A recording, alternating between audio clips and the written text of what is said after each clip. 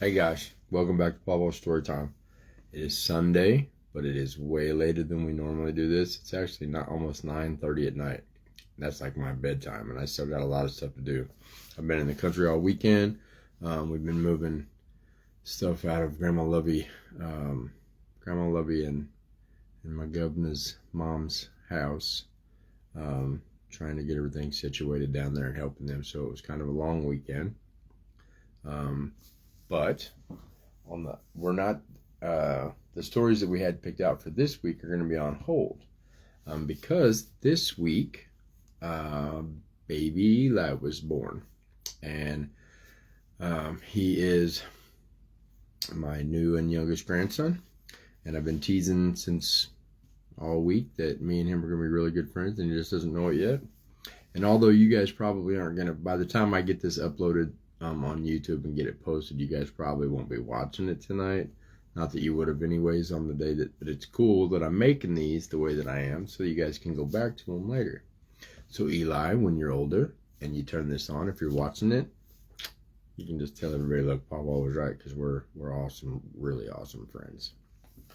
Let me see. We are putting the stories that we did the drawings for and stuff from last week on hold. Because I have a selection of special baby edition Storytime reads for us this time. A couple of the books, one of them I wasn't going to read. It was kind of just a collector's thing, but I've thrown it in here because I thought it would be funny. It'd be cute. And the one book, the main story that we're going to read is called The New Baby, and it's part of the Little Critter collection. And it's been on that shelf waiting for Eli to be born. Let me see what else. I was looking for openings and closings, and I was like, maybe I could find something in the treasury, the new one that we got, Treasury for All Seasons. Maybe there'd be a seasonal thing or a thing about birthdays. It's not really his birthday, but I mean, it says he just got born. So as I was looking through, there's actually a whole section about new babies. We have an opening and a closing that'll be in here, and then we'll start with the books. And I guess we'll just start. And the first read we're going to do is going to be from the Treasury for All Seasons by Julie Andrews. Poems selected by Julie Andrews and Emma Walton Hamilton. And it's kind of cool that this first one, the first selection is, it even says New Babies right on the corner. The first one is called Etude Réaliste. And it's French, so that's cool because the whole thing's not in French because I wouldn't have been able to read that, but the title is, and that's kind of cool because Grandma Lovey's mom spoke French. So we're just gonna start out here. See if I can do this. It's a poem, and it's by Algernon Charles Swinburne. It says, a baby's feet, like seashells pink, might tempt should heaven see meet. An angel's lips to kiss, we think, a baby's feet. Like rose-hued sea flowers toward the heat, they stretch and spread and wink, their 10 soft buds that part and meet. No flower bells that expand and shrink, gleam half so heavenly sweet, as shine on life's untrodden brink a baby's feet. A baby's hands, like rosebuds furled, whence yet no leaf expands, ope if you touch, though close up curled, a baby's hands. Then, fast as warriors grip their brands, when battle's bolt is hurled, they close clenched hard like tightening bands. No rosebuds yet by dawn impearled, match even in loveliest lands, the sweetest flowers in all the world, a baby's hands. A baby's eyes, ere speech begin, ere lips learn words or sighs, bless all things bright enough to win a baby's eyes. Love, while the sweet thing laughs and lies, and sleep flows out and in, sees perfect in them paradise. Their glance might cast out pain and sin, their speech make dumb the wise, by mute glad Godhead felt within a baby's eyes. I thought that was cool. And then we'll be closing with one, too. So I'm going to put that on there. And we'll just close the book and set it aside till the end.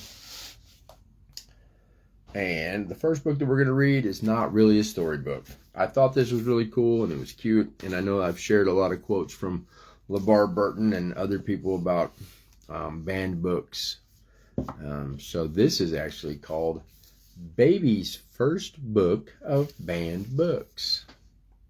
It says special lessons for rebellious young readers. And we start off and it says The Diary of Anne Frank. And it says, I have a story to tell. And as it goes through and it describes these, I'm pretty sure that the short little reading that goes with the book is like the thing that you can learn from it, or the moral learning, the moral of the story. So this one says, The Diary of Anne Frank. I have a story to tell.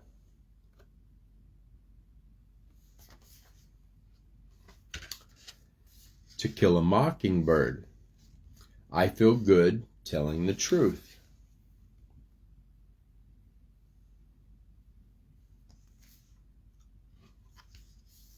The Giving Tree. We've actually read that book on here. We had it, a few months ago. It says, let's share and take care of each other. The Giving Tree.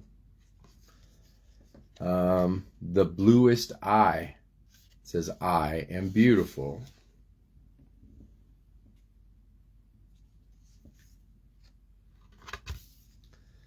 Bridge to Terabithia. My imagination is big and even bigger with you by my side. Bridge to Terabithia. Mouse. Mouse. I speak up when someone is in trouble.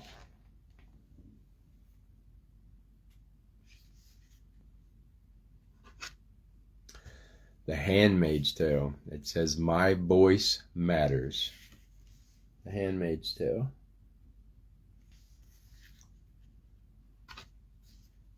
The Giver. I think that The Handmaid's Tale, I think they made a series out of. The Giver, I think, is a movie. It says, I have gifts that are special.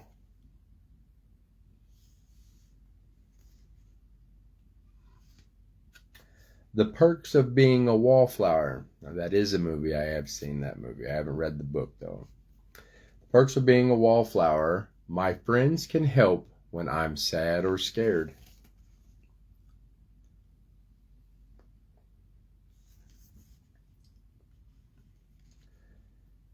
The Kite Runner. We're not so different, you and me. The Kite Runner.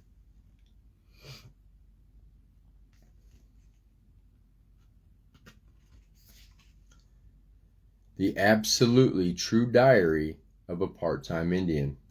It says, I will follow my heart. The Absolute True Diary of a Part-Time Indian.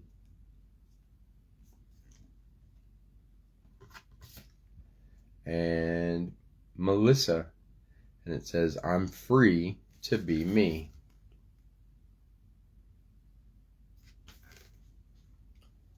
And on our very back page in the glossary, it says, The Diary of a Young Girl, Anne Frank. It says, Anne Frank, 1947, is a true account of a 13-year-old Jewish girl who went into hiding with her family in Nazi-occupied Holland. Anne's diary is an essential look into the lives lost in the Holocaust. That's an important thing that you guys will learn when you get older. Some of these books are obviously, they're probably grade levels above where you guys are at right now. But any of them that, I know The Giving Tree was one that I got to read for us. And as you get older, they're definitely books I believe that you should check out. And age appropriate, of course. Parents will have to help you. It says To Kill a Mockingbird is by Harper Lee. It's from 1960. It depicts racism in the American South, told through the eyes of young Scout Finch. Her father, Atticus Finch, defends a falsely accused black man. It was one of the first books of the 20th century to call out structural racism through a white lens. The Giving Tree by Shel Silverstein was in 1964. shows the consequences of taking from others without concern for their well-being, and the necessary limits to one's own generosity. The titular tree offers its fruit and wood to a boy until it is nothing but a stump. This poetic book teaches children about selflessness, selfishness, and regret. And that's true. We read that one, if you remember. And you can always go back and look that up if you just do a search, probably on Facebook or on YouTube now. The book, The Bluest Eye, is by Toni Morrison, 1970. It's a novel following the Great Depression that depicts the tragedy of internalized racism and racist standards of virtue and beauty. In this powerful story, a young girl named Piccola endures a horrible trauma. In search of a solution, she wishes for blue eyes and slips into madness. The Bridge to Terabithia. Pretty sure that's a movie too. The book was written by Catherine Paterson in 1977. It's a story of friendship that blossoms through play and imagination. The characters invent Terabithia, their imagined kingdom, to temporarily escape difficult circumstances. The accidental death of the main character offers children an example of how to preserve a loving memory after a tragic loss. Maus by Art Spiegelman, 1980, is a comic book style retelling of the author's father's experience of the Holocaust using the proverbial metaphor of cat and mouse to depict Nazi perpetrators and Jewish victims. It is the essential read to show the catastrophic consequences of abuse of power and unchecked hatred. The Handmaid's Tale by Margaret Atwood, 1985. It shows a shocking world in which women's rights have been taken away by an extremist religious political party. In this not-too-distant future America, Alfred's story is a warning light against the erosion of women's rights, bodily autonomy, individuality, and free will. The Giver, which I think is also a movie, the book is by Lois Lowry in 1993. Follows a boy living in a dystopian society who is selected to learn the secrets of the time before, including the existence of color, emotion, and true family. His special gift, the gift of cultural memory, is a reminder of the preciousness of humanity, creativity, and individuality. And now that I think about it, that is a movie because I've seen that movie. It's a really good movie. The Perks of Being a Wallflower. I've seen that movie too. The book is written by Stephen Chbosky in 1999. It is a series of letters to an unrevealed friend describing the high school experience of an introverted teenager. Charlie weaves in and out of the high-stress dynamics of friendship, identity, bullying, death, and suppressed memories. A close circle of friends helps Charlie process his emotions and mature. The Kite Runner is written by Khaled Hosseini in 2003. It recounts the friendship between a wealthy Afghan boy, Amir, and his young servant, Hassan. Amir fails to protect Hassan from being beaten by bullies. In shame, he further betrays him by having him sent away. As an adult, Amir seeks atonement by protecting Hassan's young son. It is a story of class divide, the struggles of war, integrity, and cherished friendships. I want to check that book out myself. The Absolute True Diary of a Part-Time Indian by Sherman Alexie in 2007 is a powerful and often funny fictional journey of a Native American teenager who struggles to find his place within the Spokane Indian Reservation and in his all-white high school. Junior's words and art are a look into how Native American communities have been left behind, muffled, and ostracized by American society. I wouldn't mind checking that book out either. I actually wouldn't mind checking all these out that I haven't read yet. Any of them that are age appropriate, or if they have versions that I can bring to read, I will. The last one is Melissa by Alex Gino in 2015. It is a sweet story from the perspective of a transgender preteen who knows deep inside that she is not George, but Melissa. With the help of a school play, Melissa finds her true voice and true friends who see her for who she really is. And that's it. This says, where did I read? Introduced beloved classics and cherished stories to little learners in this colorful celebration of groundbreaking books that have appeared on banned book lists. Little readers get a glimpse into the book's important themes. A glossary for parents, teachers, and caregivers summarizes the origins, the cultural significance of each of these treasured titles. It's never too early to teach the importance of being free to read. The more you learn, the more you know. And I've got 2 quotes here that go along with, I'll probably just keep them with this, but maybe there's 3. One's by Stephen Spowski. That's the author of The Perks of Being a Wallflower. Banning books gives us silence when we need speech. It closes our ears when we need to listen. It makes us blind when we need sight. LeVar Burton says, so read the books they're banning. That's where the good stuff is. If they don't want you to read it, there's a reason why. And then Stephen King. He's a famous author. He writes a lot of sci-fi stuff, and they've turned a ton of his books into movies. He says, what I tell kids is, don't get mad, get even. Don't spend time waving signs or carrying petitions around the neighborhood. Instead, run. Don't walk to the nearest non-school library or to the local bookstore and get whatever it is that they banned. The more you know. I'm still a firm believer in age-appropriate material, but I don't believe the book should be banned. Let me see. Our main story today is The New Baby by Mercer Mayer. It's from the Little Critter series. We've read a lot of the Little Critter books since we started doing this. I think we still got some more over there. So we're going to jump right in here. The New Baby. It said, Dad said we have a new baby and she's coming home today. I think that mouse looks mad, huh?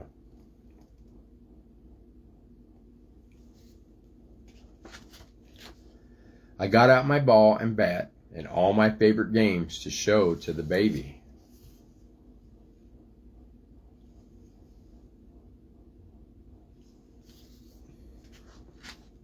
I found my favorite picture book and read it out loud to the baby.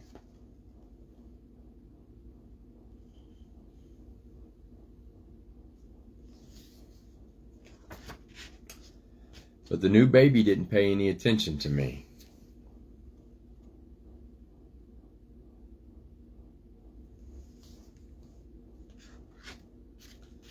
She cried a lot, even when I told her my best joke. I made my funniest face ever, and she cried even louder.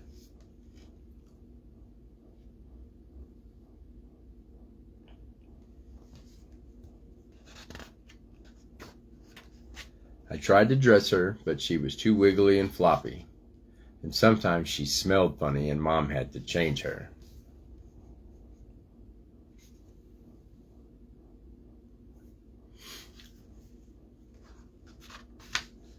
So what can you do with a new baby?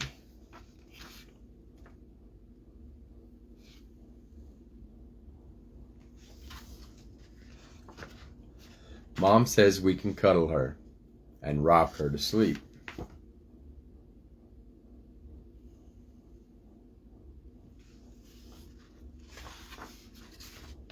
We can tickle her tummy and make her laugh, or give her a rattle to play with.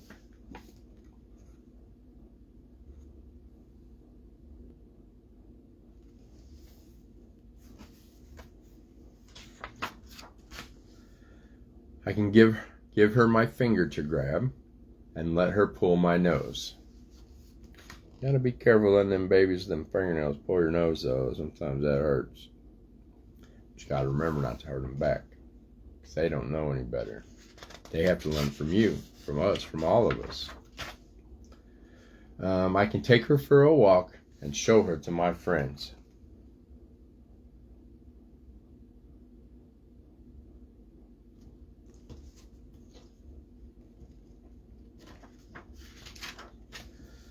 And they think that I'm so lucky.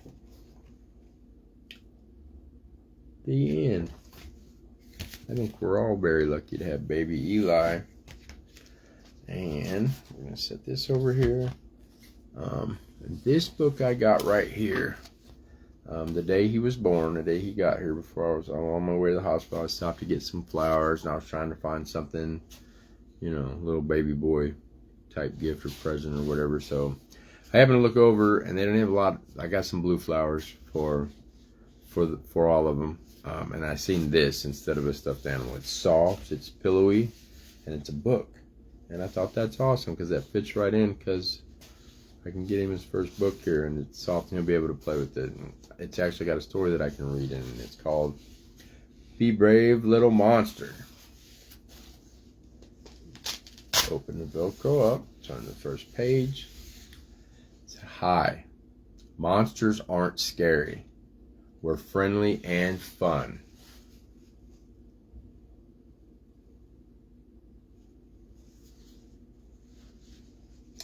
We laugh and we play and like to run.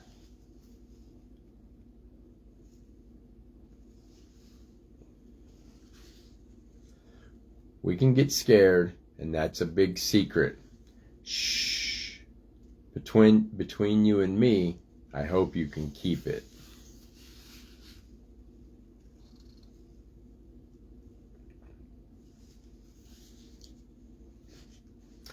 When I'm feeling afraid, all I need is a hug.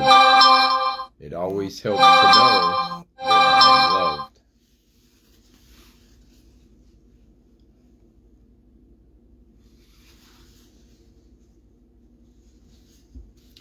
We are in this together.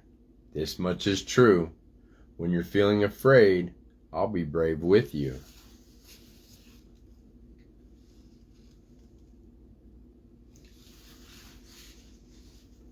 The end. And on the back it says, have courage and be brave, little one. That's a cute little story. I'm glad I got that for him. Got to give that back to him. And we're going to finish up with another reading from this instead of a separate book. We're going to go back to this page.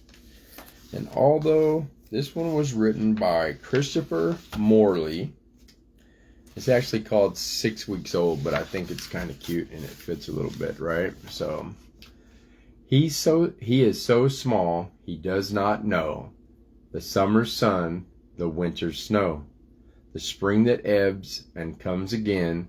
All this is far beyond his ken. A little world he feels and sees, his mother's arms, his mother's knees. He hides his face against her breast and does not care to learn the rest. Yeah, that's pretty cool too, huh? Thought those were pretty neat. Just leave that bookmark in the middle of the book. Stick all these up. I can put them away in a minute. I still got to get this video uploaded. I got some other stuff I got to do before I go to bed. It's way past Pawpaw's bedtime. But we'll turn this around real quick. Go through our normal deal, right? And it says, I'll be back when the week is new, and I'll bring more ideas for you, and you'll have things you'll want to do, and I will too. I'll think of you when I'm not here, 'cause thinking of people makes them seem near. The friends who know you love you cheerfully, and I do too. Our card, I don't have nothing written on it this time, but it says, what's something you love to do and haven't done in a while? Turn that around. And my answer is visit my people in Washington. Visit Washington State. Yeah. When I first moved back here, mainly because of all you guys and your parents, I had tried to set, I don't know, whatever. I wanted to try to set a deal so that I went back and visited at least once a year, and I haven't been able to do that. 2 different times. It's been over 2 years, and I'm trying to work on it again. Things aren't always going so super smooth right now financially, not just for me, but for people in the country. But that's something I'd love to do. I haven't done in a while. Go visit Washington. And we're going to put that in here backwards. And that's probably going to do it. Welcome to the world, and everybody help me wish little baby Eli welcome to the world, sunshine. And that's it. I'm proud of all of you guys for being exactly who you're supposed to be, and you're the only one that gets to decide that. And remember that our minds, just like our monster books, work better when they're open. I love y'all. See you next weekend.